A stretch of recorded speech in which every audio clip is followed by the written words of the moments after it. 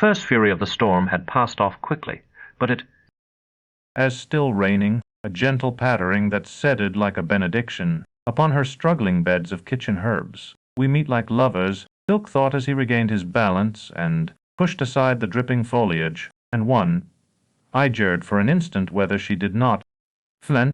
No. As lovers, he admitted to himself. For he loved her, he had loved his mother, as he might have loved the sister he had never had, striving to draw forth the shy she achieved by an inclination of her head, to win viler approval, the approbation of an old Sibyl, of a worn-out Tiamat whom nobody, when he had been small and there been a lot more, comes around, would ever have trow to glance twice, whom no one but the youngest chill ever thought interesting. How lonely he would have in the midst of the brawling congestion of this quarry if it had not been for her. She rose as he entered the arbor and sat again. As he sat, he said, "You really don't have to do that when we're alone, Sib. I've told you." Maitre Marble tilted her head in such a way that her rigid metal face appeared contrite. "Sometimes I forget I apologize, Patera, and I forget that I should never correct you, because I always find out, as soon as it's too late, that you were right, after all. What is it you want to talk to me about?" "Maitre, you don't mind the rain." Maitre Marble looked at the overarching thatch of vines. "Of course not. But you must if you don't feel like walking all the way to the palastra.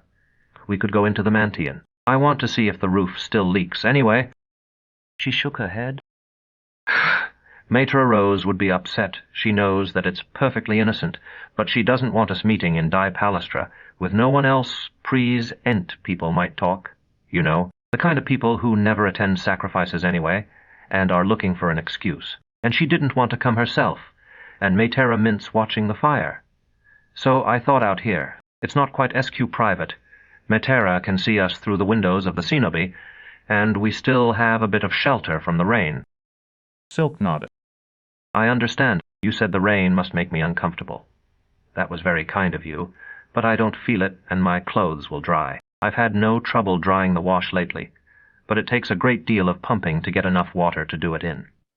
Is the manse's well still good?" "Yes, of course." Seeing her expression, Silk shook his head. "No, not of course. It's comforting to believe his children do that Paz won't resist his daughter's pleas in our behalf much longer, and that he'll always provide for us. But one never knows. Really, we can only hope. If we must have new wells dug, the church will have to lend us the money, that's all. If we can't keep this Mantian going without new wells, it will have to." Maitre Marble said nothing, but sat with head bowed as though unable to meet his eyes. "Does it worry you so much, Maitre? Listen, and I'll tell you a secret. The outsider has enlightened me. Motionless, she might have been a time-smooth statue, decked for some eccentric commemorative purpose in a Sibyl's black robe. It's true, Maitre. Don't you believe me?" Looking up, she said, "I believe that you believe you've been enlightened, Patera. I know you well, or at least I think I do, and you wouldn't lie about a thing like that. And he told me why, to save our Mantian. That's my task." Silk stumbled after words. "You can't imagine how good it feels to be given a task by a god, Maitre. It's wonderful. You know it's what you were made for, and your whole heart points toward that one thing." He rose, unable to sit still any longer. "If I'm to save our Mantian, doesn't that tell us something? I ask you. I don't know. Patera, does it?" Yes, it does. We can apply logic even to the instructions of the gods, can't we? To their acts and to their words, and we can certainly apply logic to this. It tells us two things, both of major importance. First, that the Mantiaun's in danger. He wouldn't have ordered me to save it if it weren't, would he? So there's a threat of some sort, and that's vital for us to know." Silk strode out into the warm rain to stare east toward Mainframe, the home of the gods. "The second is even more important, Maitre. It's that our Mantian can be saved. It's endangered, not doomed, in other words. He wouldn't have ordered me to save it if that couldn't be done, would he? Please come in and sit down, Patera." Maitre Marble pleaded.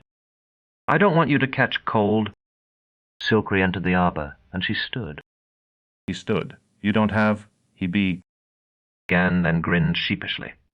"Forgive me, Maitre. Forgive me, please.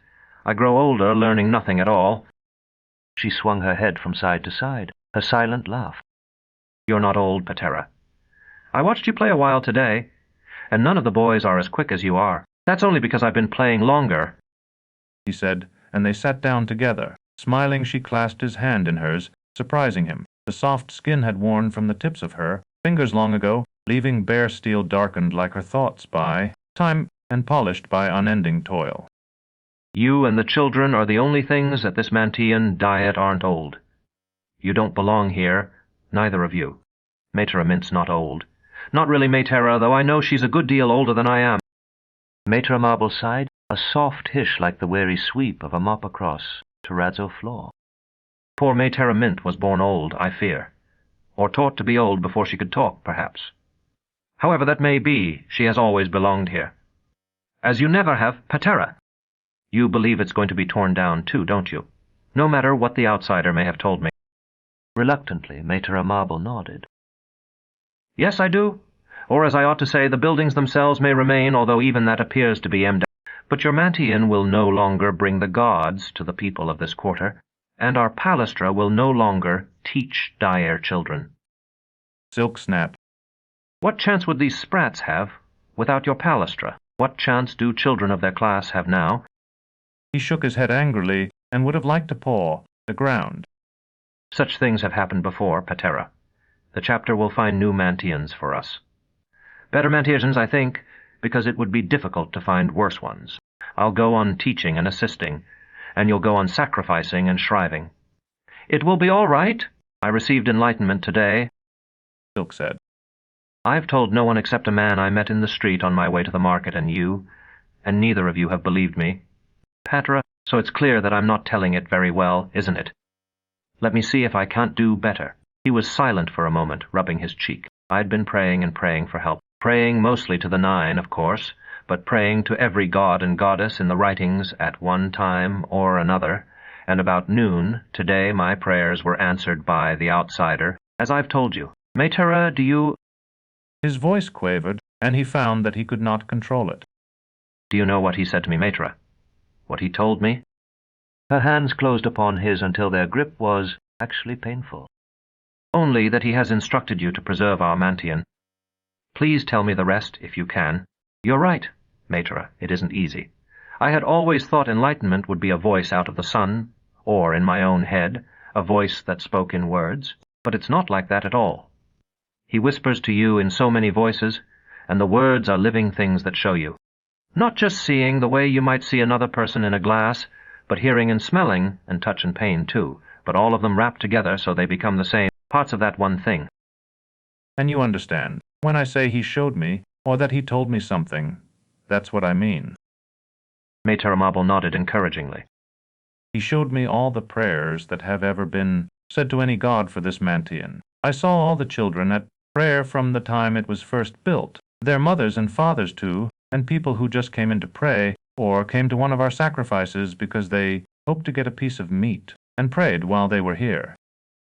And I saw the prayers of all you Sibyls from the very beginning. I don't ask you to believe this, Maytera, but I've seen every prayer you've ever said for our Mantian, or for Maytera Rose and Maytera Mint, or for Patera Pike and me, and, well, for everyone in this whole quarter. Thousands and thousands of prayers. Prayers on your knees and prayers standing up, and prayers you said while you were cooking and scrubbing floors.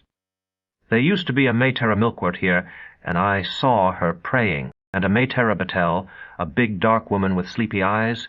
Silk paused for breath. Most of all, I saw Patera Pike. This is wonderful, Maytera Marble exclaimed. It must have been marvelous, Patera. Silk knew it was impossible, that it was only their crystalline lenses catching the light. But it seemed to him that her eyes shone. And the outsider decided to grant all those prayers. He told Patera Pike, and Patera Pike was so happy. Do you remember the day I came here from the Scala, Maytera? Maytera Marble nodded again. That was the day. The outsider granted Patera Pike enlightenment. That day, and he said, here's the help that I'm... Silk had begun to weep, and was suddenly ashamed. It was raining harder now, as if encouraged by the tears that streaked his cheeks and chin. Maytera Marble pulled a big, clean, white handkerchief out of her sleeve and gave it to him. She's always so practical, he thought, wiping his eyes and nose. A handkerchief for the little ones. She must have a child sobbing in her class every day. The record of her days is written in tears, and today I'm that sobbing child. He managed to say, "Your children can't often be as old as I am, Maytera." "Limp. In class, you mean, Petra? They're never as old. You must mean the grown men and women who were mine when they were boys and girls. Many of them are older than you are. The oldest must be 60 or about that. I didn't teach until then."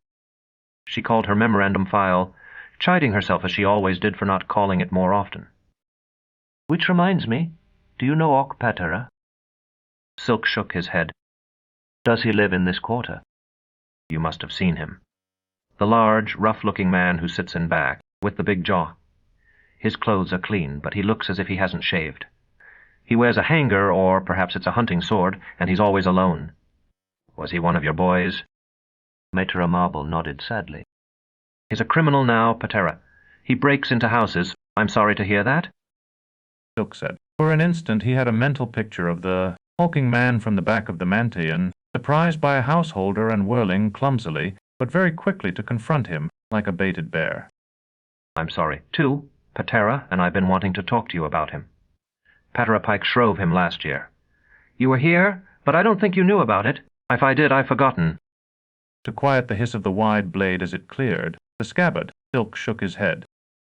"But you're right, Matera. I doubt that I knew. I didn't learn about it from Patera myself. Maitre Mint told me. Ock still likes her, and they have a little talk now and then. Blowing his nose in his own handkerchief, Silk relaxed a trifle. This, he felt certain, was what she had wanted to speak to him about. Patera was able to get Ock to promise not to rob poor people any more. He'd done that, he said. He'd done it quite often, but he wouldn't any more. He promised Patera, Maitera says, and he promised her, too. You're going to lecture me now, Patera, because the promise of a man like that, a criminal's promise, can't be trusted? No man's promise can be trusted absolutely. Silk said slowly. Since no man is, or can ever be, entirely free from evil. I include myself in that, certainly. Maitre Marble pushed her handkerchief back into her sleeve. I think Ock's promise, freely given, can be relied on as much as anybody's, Patera. As much as yours, and I don't intend to be insulting. That was the way he was as a boy, and it's the way he is as a man, too, as well as I can judge. He never had a mother or a father, not really. But I'd better not go on, or I'll let slip things that Maitra's made me promise not to repeat, and then I'll feel terrible, and I'll have to tell both of them that I broke my word. Do you really believe that I may be able to help this man, Maitra? I'm surely no older than he is, and probably younger. He's not going to respect me the way he respected Patera Pike, remember. Rain dripping from the sparkling leaves dotted. Maitra Marble's skirt, she brushed at the spots, absently. That may be true, Patera, but you'll understand him better than Patera Pike could, I think. You're young, and as strong as he is, or almost. And he'll respect you as an augur. You needn't be afraid of him. Have I ever asked a favor of you, Patera? A real favor. You asked me to intercede with Maytera Rose once, and I tried. I think I probably did more harm than good, so we won't count that. But you could ask 100 favors if you wanted to, Maytera. You've earned that many and more. Then talk with Ock, Patera, some Silstay. Shrive him if he asks you to. That isn't a favor. Silk said. I'd do that much for anyone, but of course you want me to make a special effort for this Ock, to speak to him and take him aside, and so on, and I will. Thank you, Patera. Patera, you've known me for over a year now. Am I lacking in faith? The question caught Silk by surprise. You? Maitra, why, I've never thought so. You've always seemed, I mean to me at least, yet I haven't had the faith in you, and the God who enlightened you, that I should have had. I just realized it. I've been trusting in merely human words and appearances, like any petty trader. You were saying that the God had promised Patera Pike help, I think. Could you tell me more about that? I was only listening with care before. This time I'll listen with faith, or try to. There's more than I could ever tell. Silk stroked his cheek. He had himself in check now. Patera Pike was enlightened, as I said, and I was shown his enlightenment. He was told that all those prayers he had said over so many years were to be granted that day, that the help he had asked for himself and for this Mantion and Dai whole quarter, would be sent to him at once. Silk discovered that his fists were clenched. He made himself relax. I was shown all that, then I saw that help arrive, a light as if with passes fire from the sun. And it was me. That was all. It was just me. Then you cannot fail. Maytera Marble told him softly. Silk shook his head. I wish it were that easy. I can fail. Maytera, I dare not. She looked grave as she often did. But you didn't know this until today. At noon, in the ball court. That's what you said. No, I didn't. He told me something else. You see that the time has come to act. Maytera Marble sighed again. I have some information for you, Patera. Discouraging information, I'm afraid.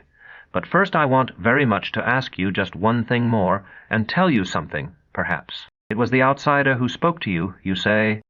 Yes, I don't know a great deal about him, however, even now. He's one of the 63 gods mentioned in the writings, but I haven't had a chance to look him up since it happened, and as I remember, there isn't a great deal about him anyway. He told me about himself, things that aren't in the writings unless I've forgotten them. But I haven't really had much time to think about them. When we were outside, like him, living in the short sun hall before this one was finished and peopled, we worshipped him. No doubt you knew that already, Patera. I'd forgotten it. Silk admitted. But you're right, it's in the 10th book, or the 12th. Wichims didn't share in sacrifices in the short sun hall. Maytera Marble fell silent for a moment, scanning old files. It wasn't called Mantian, either. Something else.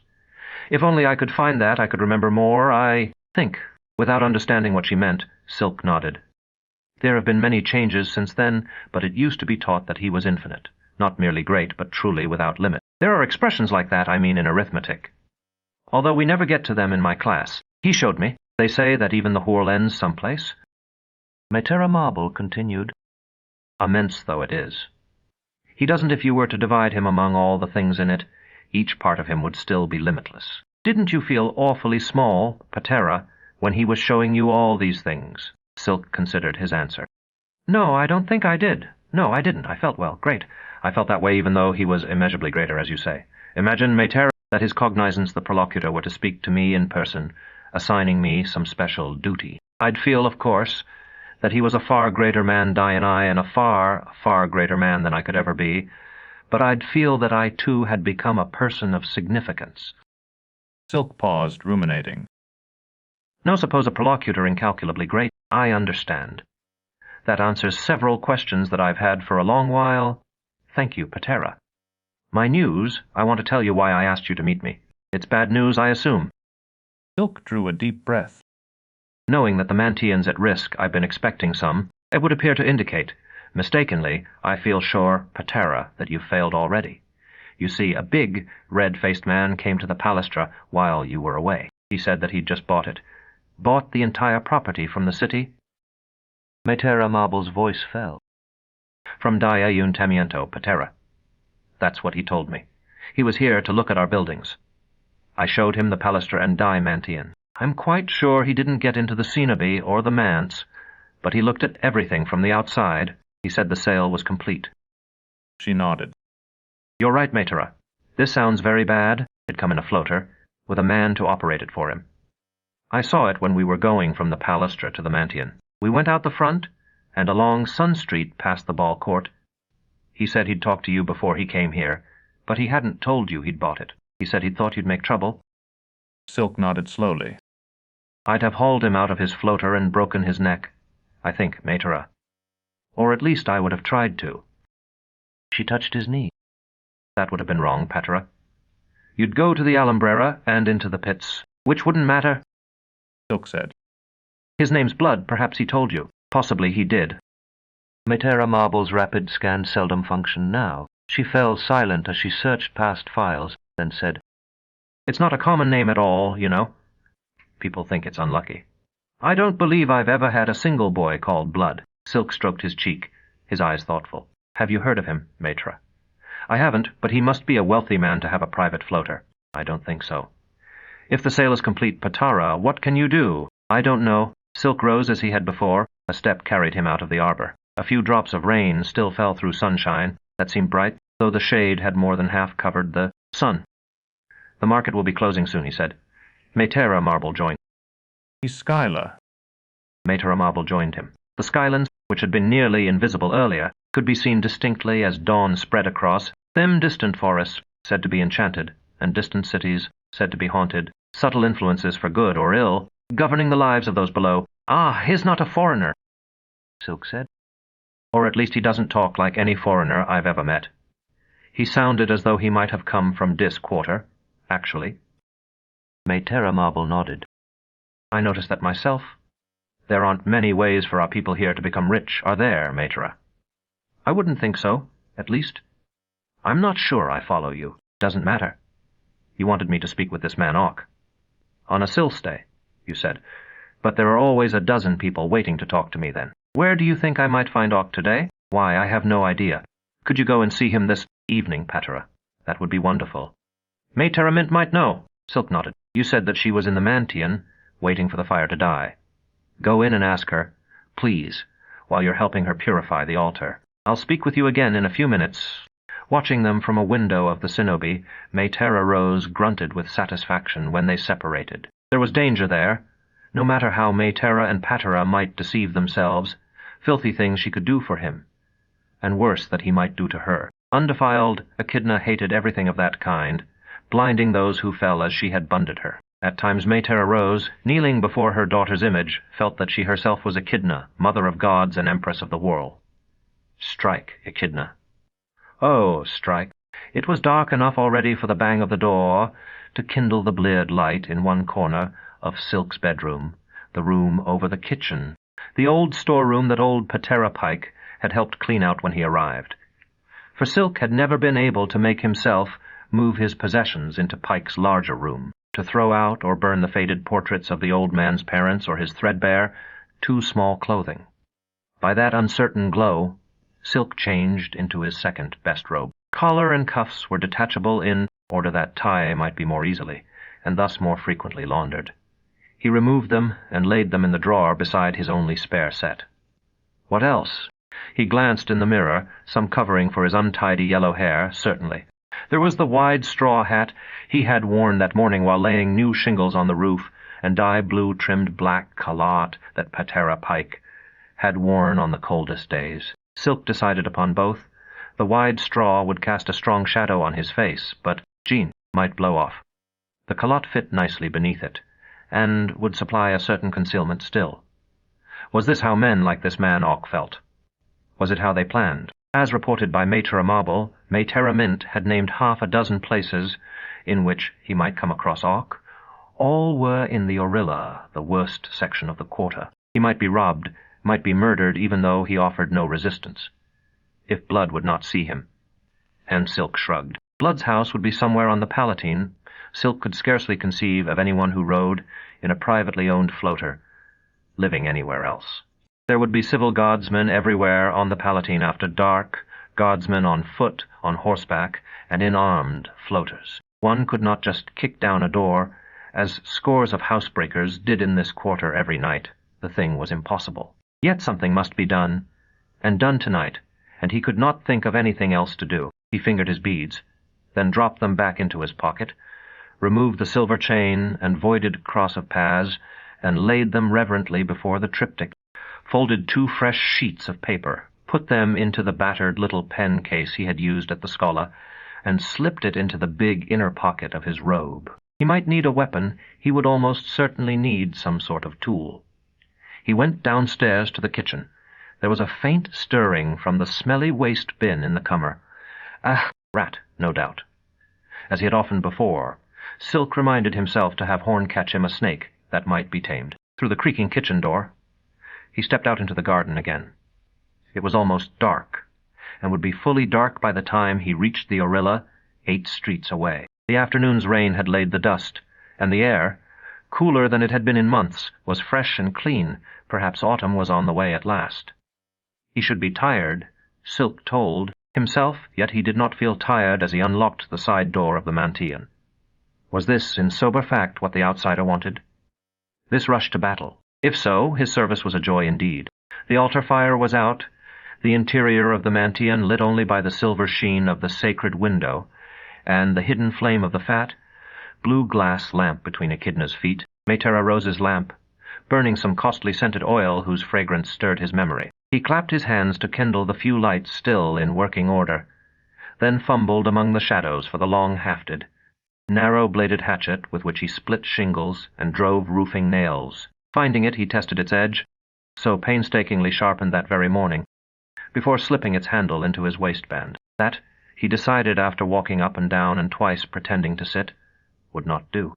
There was a rusty saw in the Palestra's supply closet.